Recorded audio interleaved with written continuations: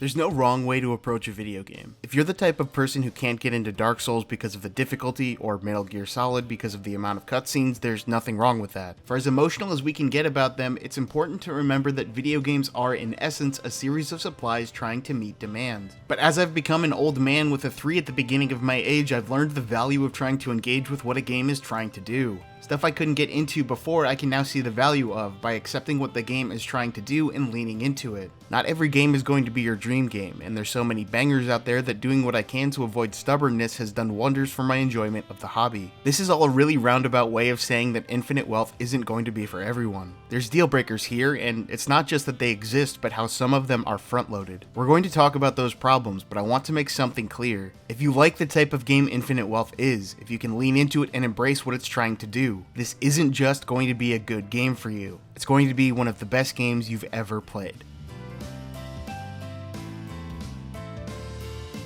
Hello, my name is ianbits, and in this series we take a measured look at games sometime past their release. Or at least that's the idea. That was the case for the first few episodes, and it will be the case moving forward. But every once in a while you enjoy a game so much that over-focusing on its flaws isn't representative of your experience. So I'm not going to do that so much here. We'll mention problems, but this is going to be more of a dissection on what goes into making a good game than a balanced critical back and forth. Like a Dragon Infinite Wealth is an RPG released in 2024, developed by a studio whose name I can't pronounce, and published by Sega. It is the follow-up to 2020's Yakuza Like a Dragon, which served as a soft reboot to the Yakuza series as well as a rebrand in the West. For clarity's sake, I'll be referring to that game as Yakuza 7. It was a massive shift in the series for two major reasons. First was the change from action combat to turn-based RPG. One of the hallmarks of the series was the over-the-top encounters, where you would pummel random people with a variety of insane methods, but mostly bikes. It's a wild direction to take the series considering its setting and subject matter, and it's insane that it works as well as it does, which we'll talk more about later. The second and perhaps even bigger shift was moving on from series protagonist Kazuma Kiryu in favor of a new main character. To say Kiryu was well loved within the fandom is an understatement, with his stoic demeanor contrasting hilariously with the absurd situations he would find himself in. And I think people forget how much of a risk this really was because of the fact that it worked, so RGG deserves credit both for being willing to take it and for sticking the landing.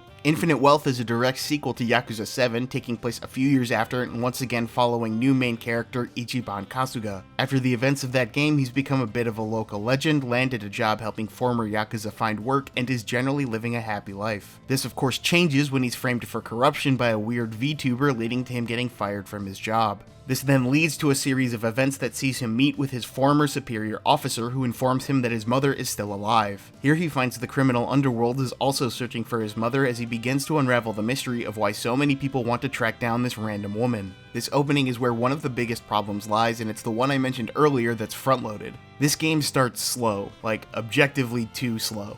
It'll be around 5 hours before you're actually given freedom to walk around Hawaii, and another few hours before you get your full party of 4. A lot of this is just cutscenes and very basic combat, because the game hasn't really introduced all the systems and progression that keep things interesting for the last 50 hours. It's not like this is a miserable experience or anything. I enjoyed the cutscenes and the dialogue, and I'm generally more well disposed to games that spend too much time setting things up versus not spending enough time. But it's a lot, and instantly will probably turn a lot of people away. Despite being very unrestricted in how you approach both gameplay and the pacing of story for most of the game, it's exactly the opposite to start. The game is effectively divided into two parts. The first half stars Ichiban, with him meeting former series protagonist Kazuma Kiryu shortly after arriving in Hawaii. Around halfway through the game, Ichiban and Kiryu go their separate ways, and for this second part you'll alternate back and forth between Ichiban in Hawaii and Kiryu in Japan, each chapter similar to Yakuza 0. This leaves the final tally at something like 2/3 Ichiban and 1/3 Kiryu, which is honestly right around where it should be. One of my biggest worries before release was that the game would be too caught up in giving Kiryu a proper send-off. I was worried it wouldn't be able to do justice to the new cast introduced in Yakuza 7, or that it wouldn't be able to tell an independently compelling story. That worry ended up being unfounded, which we'll talk about later. Let's jump into combat before we get to the more unique appeals of the series. Switching to turn-based combat in Yakuza 7 felt like something of a fun novelty. It was goofy, simple, and had fantastic animations, very clearly taking inspiration from stuff like Paper Mario, with things like each special move being associated with a QuickTime event. In fact, that comparison is extremely apt. I I often pitched the game to friends as Paper Mario with homeless 40-year-olds, and it sums up the tone of that game quite well. Still, there was a lack of depth or interesting progression systems to carry the simplicity. By the time I'd reached the 75% mark, I'd started to get bored of the combat, although it was saved by how engrossed I was in the story and buoyed by some absolutely legendary boss fights towards the end.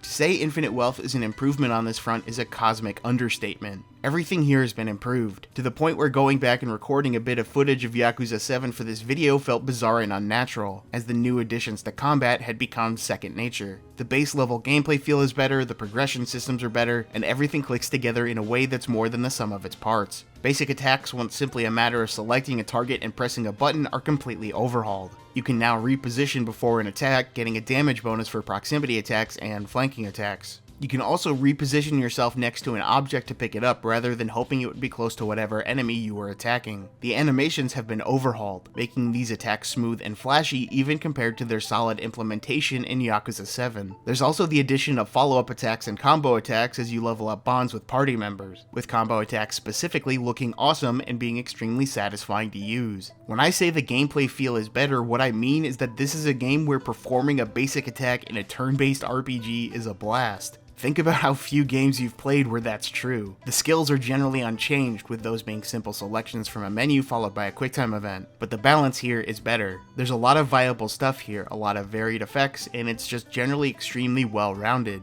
I think just hearing this stuff doesn't really do justice to the combat. It sounds extremely simple, and while it is, it's also extremely engrossing and addicting. Everything is fast, flashy, and satisfying. Experimenting with different classes is a blast, and I never stopped enjoying the combat even through the hefty runtime. Progression systems have been improved here as well, although in far smaller ways. Infinite Wealth uses a class system similar to Final Fantasy or Bravely Default. Each has a set of associated skills and base stats, and you can carry over a certain number of skills between jobs to round out a build. The difference here is in freedom, with a higher amount of jobs being available and less restrictions on being able to carry things over between jobs. That aspect was pretty limited in Yakuza 7, but here you can basically carry over every skill to another job, which leads to being able to create a whole bunch of interesting builds and encourages you to swap between jobs frequently to widen your options. Everything here is just smooth. It all works extremely well, and I spent way too much time fiddling with the right combination of equipment, jobs, and skills to set up an ideal party. The combat has improved from being just a novelty to a fully fleshed out system that belongs with the best of the genre. The one mark I'll put against the game, however, is the difficulty can be frustratingly low in the latter half, as you start getting enough money to pick up the strongest weapons. There's also no option to increase the difficulty. It's nice to be rewarded for figuring out the game's systems, but I would have liked more opportunities to really test out optimized parties.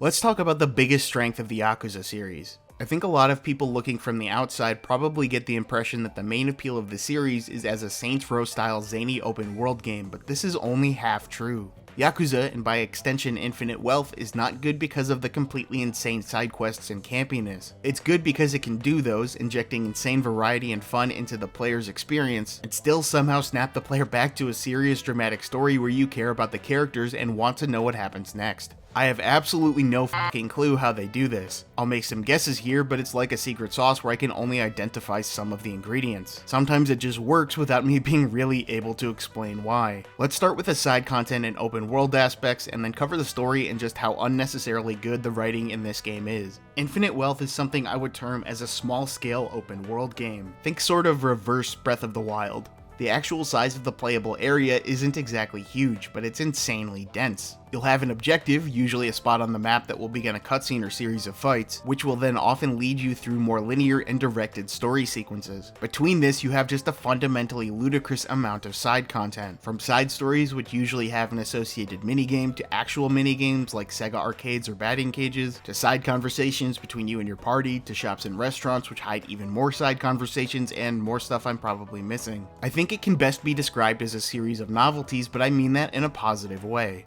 These minigames don't overstay their welcome, and the game is always excited to move on to whatever's next before you get bored. By the time you're getting bored of the Crazy Taxi style food delivery side quest, the game already has the next diversion ready, where you chase down a runaway baby stroller only to find out that it contains a massive gangster in a diaper. The camp here is infectious. There's so many weird ideas that just work because of the earnestness with which the game approaches them. It's a game that only exists because of how often the dev team said yes to ideas every other studio would say no to, then did their best to figure out how to make those ideas work. Hawaii is the best map the series has ever had. It's colorful, vibrant, interesting, and packed with unexpected shit. The enemies you fight are appropriately flavorful for the tropical setting, and there's small touches like being able to make friends with random people by giving them the shaka sign. The beaches and open air contrast extremely well with the denser city of Kamurocho and the rundown mess that Yokohama often is. While being able to revisit those areas in Kiryu's sections is nice, I found myself spending those wishing I could go back to Hawaii and engage in more buffoonery, like the massive map-spanning Pokemon-style minigame where you make homeless people fight each other. Japan is comparably subdued to match Kiryu's more serious and nostalgic sections, but that seriousness is obviously relative. There's still far more insanity than you would find in a normal open-world game. That denseness and that insanity is part of why I think some people just won't click with this game. You have to embrace what the game's trying to do here. Infinite wealth is best enjoyed when you go in thinking to yourself, okay, I'm gonna do everything.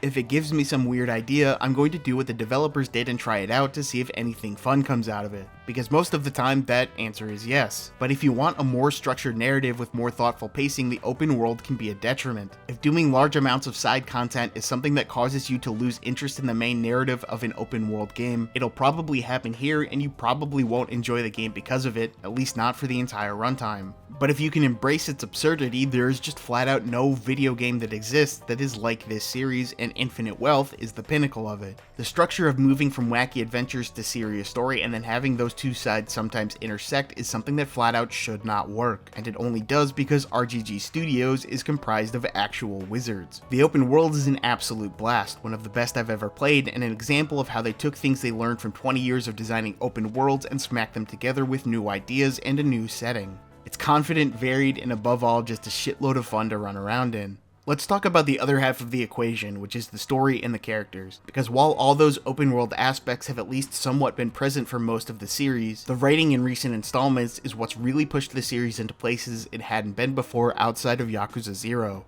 And before we jump into the events of the story, I want to lay out what I think the big reason is as to why it's been such an improvement and why it stands with the best of the genre. That reason is embracing characters with flaws. For as iconic a protagonist as Kiryu is, he's also kind of a Mary Sue. And there's not necessarily anything wrong with that. The entire idea was playing a video game where you're an ultra badass beating up hundreds of goons and then stopping to sing karaoke. It worked for what those games were doing, and Kiryu wasn't perfect, with most conflicts set up by him making some mistake at the beginning of the game. But it's a breath of fresh air to have more characters that are genuinely flawed human beings, because it allows them to grow and change, and then have those growths and changes be integrated with the main narrative. Ichiban is the prime example, because while he's got many of the positive qualities of Kiryu, namely that he's fiercely loyal, honorable, and will go to any lengths to protect the weak, he's also really stupid. Sometimes it's just that he's oblivious, but he's genuinely not a smart person, and it causes a ton of problems for him. He too frequently doesn't think before he acts and gets by on a lot of dumb luck. And a lot of his problems are ones that he creates himself by being too gullible or too dense to see the bigger picture. He's also not nearly as self-assured as Kiryu. He doubts himself, beats himself up for bad decisions, questions what he's doing, and all in all just kind of acts like a human being. An extremely exaggerated, campy one, but still a human being who struggles with the same stuff a lot of us do. Which means seeing him overcome these things and triumph is all the sweeter. The opening of the game is a good example of this. When I first played through the game, I was actually a bit uncomfortable with it. Ichiban takes a lot of punishment in the first section. He confesses to his love interest, who shoots him down and then ghosts him for a year. He gets framed and fired from his job, goes to Hawaii where he's immediately robbed at gunpoint before being nearly framed for doing the robbery himself. He then gets drugged and robbed before being arrested and nearly framed again, this time for murder. It's a bit much, and in my first playthrough it felt needless. But going through it again, I see how these moments are not just meant to be an exaggerated example of Metroiding, making sure Ichiban is back to square one for the sequel.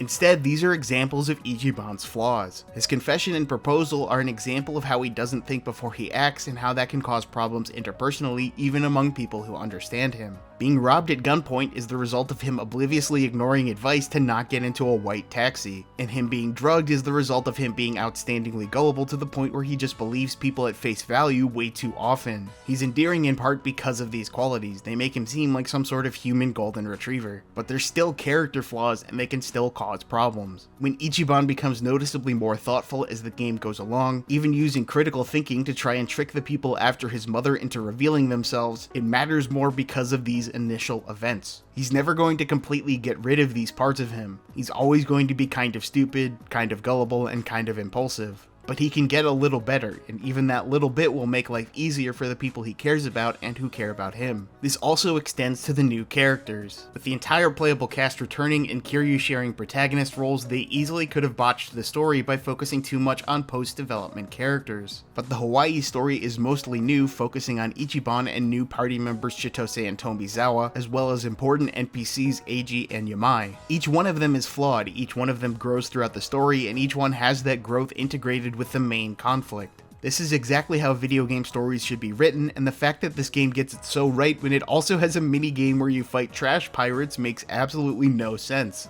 They not only make the correct decision in focusing a lot on the new characters in order to make Infinite Wealth feel like a distinct standalone game, but they also make these characters compelling, likable, and extremely well voiced. And here's where we need to take a short aside to touch on the one big complaint I haven't gotten to yet. The English dub for this game is fantastic. I understand a lot of people think playing these games with a dub is sacrilegious, but if they didn't want me to use it, they shouldn't have gotten George fucking Takei for Yakuza 7. Kaiji Tang is clearly having the time of his life as Ichiban, Matt Young King captures the casual dorkiness of Tomizawa perfectly, and Suzy Young is fantastic as Chitose as she is in most stuff. But there's one big problem here, and that's Kiryu. Casting Kiryu for an English dub was never going to be easy, even if they technically had one for Yakuza 1. And it's unfortunate how unnecessarily personal a lot of people got about the casting of Yang Ya. But it's impossible to ignore that he's just a miscast. From the other stuff I've heard him in, he's a fine voice actor, but he's not a good fit for Kiryu, and it created a weird situation where I wanted the English dub for scenes with Ichiban and the Japanese dub for scenes with Kiryu, forcing me to do a jarring back and forth. It's an irritating black mark on an otherwise fantastic dub.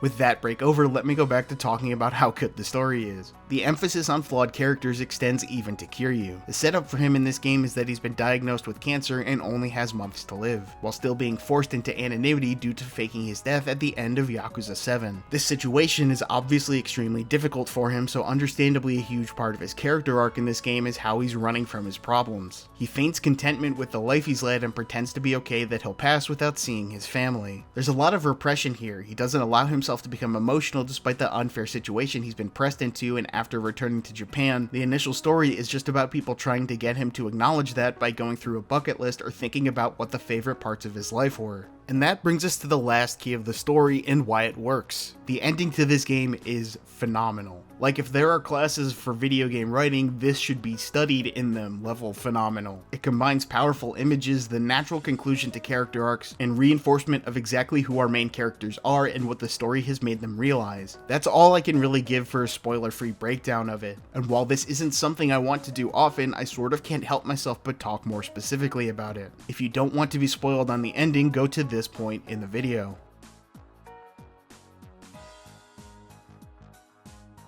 After Eiji betrays the party because this is a Yakuza game and betrayals happen at least once an hour, Ichiban finds him bruised and beaten with a mob outside his door. Rather than taking revenge on him, he makes the promise his father once made to him: turn yourself in and I'll be waiting for you when you get out, no matter how long that takes. He takes him to the police station with the powerful imagery of carrying a criminal on his back while being pelted with garbage and beaten. He's doing what he wanted to do from the start, help people atone, only this time not as a hero to the people. He shows growth by not impulsively fighting back, taking the beating and moving on. He's carrying on his father's legacy in more ways than one. He even shows some self-awareness at the end as he realizes his mistakes with Psycho. Although the game can't help but put in a throwaway joke at the end that cheapens it a little bit. They're small steps forward, but they're still steps forward while rediscovering his initial purpose. But the real strength is that this is a nearly perfect ending for Kiryu. His repressed emotions come out after the final battle and he decides to live, saying you can't change a thing if you're dead.